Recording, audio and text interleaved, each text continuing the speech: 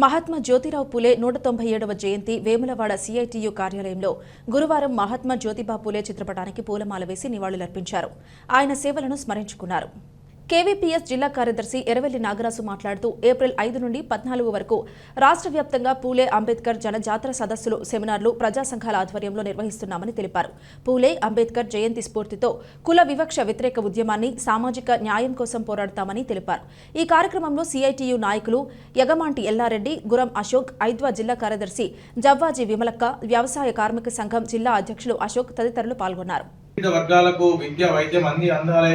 మహిళలు కూడా అన్ని రంగాల్లో ముందుకెళ్ళాలి. ఈరోజు దళిత వర్గాలు కావచ్చు, బీసీ వర్గాలు కావచ్చు, అగ్రవర్ణంలో ఉన్నటువంటి పేదలు కావచ్చు, ఆ రోజు అసమానతలకు గురయ్యి ఈరోజు విపరీతంగా ఈరోజు వారి మీద దాడులు జరిగితే అందరినీ కూడా అక్కడ చేర్చుకొని విద్యను అందించి వారికి కావాల్సిన అవసరాలను తీర్చడంలో ఈరోజు ముందు ఉండడం జరిగింది.